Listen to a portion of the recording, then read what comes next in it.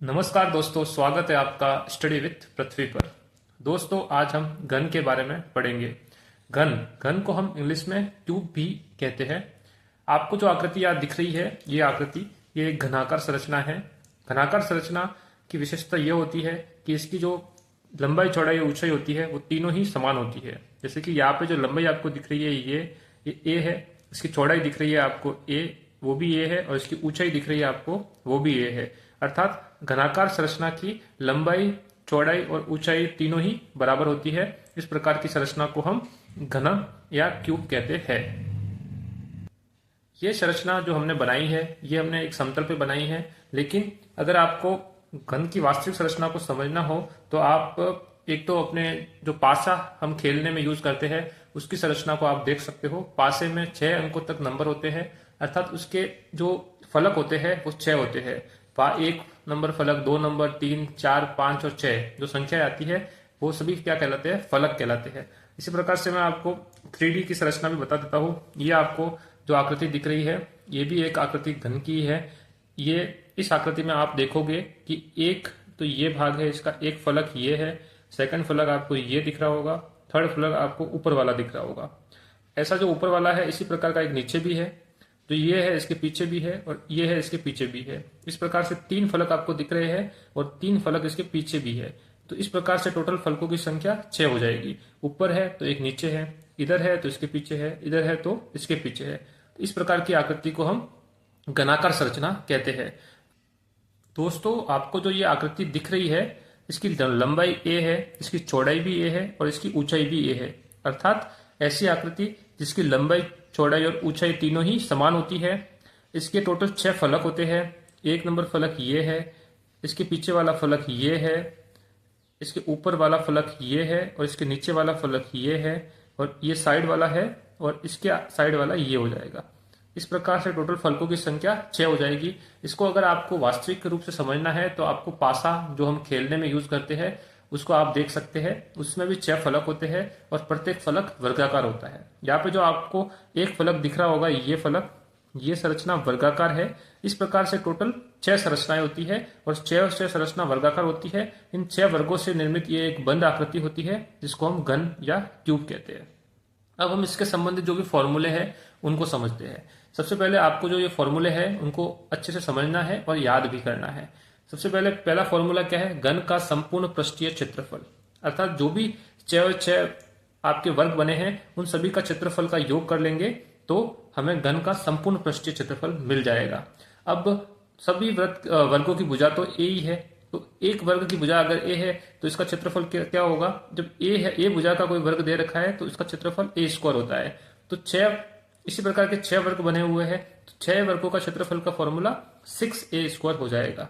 तो ये आपको याद रखना है क्योंकि यहाँ पे 6 वर्ग है और प्रत्येक वर्ग का क्षेत्रफल a स्क्वायर से आता है, और 6 वर्ग है तो 6a स्क्वायर हो जाएगा। तो ये आपको पहला फॉर्मूला समझना भी है, याद भी करना है। दूसरा है घन का आयतन। ये आयतन है। आयतन में क्या होता है? भुजा का क्यूब होता है। क्योंकि इसकी भुजा तीनों है, लंबाई चौड़ाई और ऊंचाई तीनों ए दे रखी है, तो आयतन का फॉर्मूला होगा वो ए क्यूब हो जाएगा। ए गुना ए, तो इसका मान हो जाएगा ए क्यूब। आपको जो भी भुजा दे रखी होगी उसका आप क्यूब कर लोगे तो आपको घन का आयतन मिल जाएगा। इसी प्रकार से अगर आपको घन का विकर्ण पूछे तो आप क्या करोगे? जो भी हमें भुजा दी गई होती है उसका गुणा हमें √3 से करना है। तो √3 गुना भुजा या √3 गुना ए करेंगे तो हमें घन का विकर्ण, जो इसके अंदर विकर्ण होता है, वो हमें मिल जाएगा। तो दोस्तों, मैं आशा करता हूं कि ये जो तीनों फॉर्मूले हैं, घन का संपूर्ण पृष्ठीय क्षेत्रफल, घन का आयतन और घन का विकर्ण, ये आपको समझ में आ गया होगा।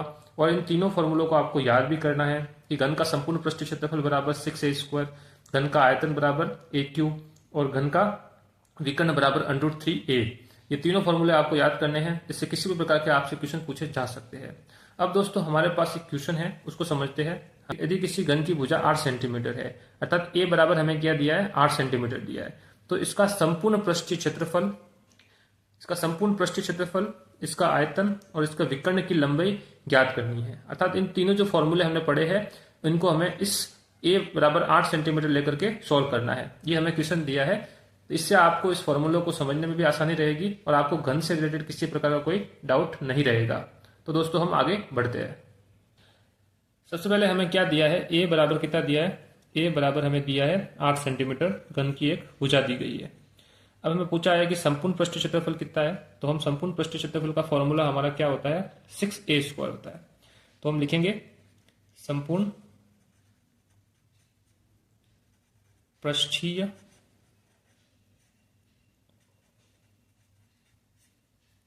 क्षेत्रफल बराबर 6a²। ये दोस्तों हमारा फॉर्मूला होता है, इसमें हम a का मान लगाएंगे। तो 6a का मान हमारे को दिया 8 सेंटीमीटर, तो 8 का स्क्वायर अर्थात 6 इंटू 8 का स्क्वायर कितना होता है, 8 इंटू 8, इसको हम लिखते हैं 64 लिखते हैं। जब हम 64 का गुणा 6 से करेंगे तो 4 2 384 ये आ जाएगा, 384 आ जाएगा दोस्तों। अब इसमें जो इसका क्षेत्रफल होता है वो हमेशा जो भुजा दी गई होती है, भुजा की जो इकाई होती है क्षेत्रफल में उसका स्क्वायर हो जाता है, अर्थात क्षेत्रफल की जो इकाई आएगी वो यहाँ पे सेंटीमीटर है, तो ये हो जाएगी सेंटीमीटर का स्क्वायर। जब भी आपको किसी भी आकृति का क्षेत्रफल निकालना होता है तो जो भुजा की इकाई जिस भी यूनिट में दी गई होती है उसका हम स्क्वायर कर देते हैं। यहाँ हमें सेंटीमीटर दिया था तो हमने यहाँ सेंटीमीटर का स्क्वायर कर दिया, अगर यहाँ हमें मीटर में दिया होता तो हम यहाँ पे मीटर स्क्वायर कर देते। तो दोस्तों इस प्रकार से हम घन का संपूर्ण पृष्ठ क्षेत्रफल निकाल सकते हैं। अब हम आगे बढ़ते हैं घन का आयतन। तो आयतन का जो हमारा फॉर्मूला होगा वो क्या होता है वो भी देखते हैं हम। आयतन बराबर क्या है, a³ है, a की घात 3 है तो a³ है। तो हमारे पास a 8 है तो 8 का क्यूब हो जाएगा। क्यूब मतलब 8 को 3 बार गुणा करना है, 8 गुना 8 गुना 8। तो हमारे पास 8 का गुना 2 से करें, 8 करेंगे तो 64 आ जाएगा, उसका गुना हम 8 से करेंगे तो 2 3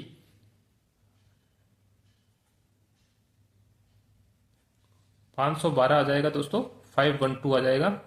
इसमें जो इसकी इकाई आएगी वो यहाँ पे सेंटीमीटर है, तो इसकी इकाई किसमें आ जाएगी, सेंटीमीटर का क्यूब हो जाएगी। हमेशा आयतन की इकाई का घात 3 हो जाती है और क्षेत्रफल की इकाई घात 2 हो जाती है। यहाँ पे आयतन है तो हमने घात 3 कर दिया। इस प्रकार से हमने घन का आयतन भी निकाल दिया। हमारे पास क्या लास्ट बचा, घन का विकर्ण निकालना है। इसके लिए जो फॉर्मूला क्या है, √3 इंटू भुजा है, तो हम लिखते हैं विकर्ण बराबर √3 और गुणा इसका करना है a से दोस्तों। तो हमारे पास क्या है, a बराबर कितना है, 8 है, तो 8 √3 ये हमारा क्या हो जाएगा, आंसर हो जाएगा। और विकर्ण हमेशा क्या होता है, लंबाई होती है, यहां से यहां तक की लंबाई होती है, तो लंबाई जिस भी इकाई में दी गई होती है वही होगी। तो ये सिर्फ सेंटीमीटर में आएगी दोस्तों। इस प्रकार से हमने किसी घन के जो इसकी भुजा 8 सेंटीमीटर है, इसका संपूर्ण पृष्ठीय क्षेत्रफल, उसका आयतन और इसका विकर्ण किस प्रकार से निकालता है वो हमने समझा है दोस्तों ये घनाकार संरचना है, इसको आपको समझने के लिए आपको पासे का यूज करना पड़ेगा। इससे आपको इसके जो भी फलक है, 6 फलक, उसको समझने में आसानी रहेगी। इसका हर फलक एक वर्गाकार संरचना के रूप में होता है और ऐसे 6 वर्गाकार संरचना मिलकर इस घन का निर्माण करती है। दोस्तों मैं आशा करता हूँ कि आपको वीडियो अच्छा लगा होगा। अगर आपको वीडियो अच्छा लगा है तो वीडियो को लाइक कीजिए। आप हमारे चैनल पे नए हैं तो चैनल को सब्सक्राइब कीजिए। दोस्तों अगर आपको किसी प्रकार का कोई डाउट है, कोई भी मैथ्स के रिलेटेड आपको डाउट है तो आप हमें कमेंट कीजिए। दोस्तों मिलते हैं नए वीडियो में नए टॉपिक के साथ। धन्यवाद।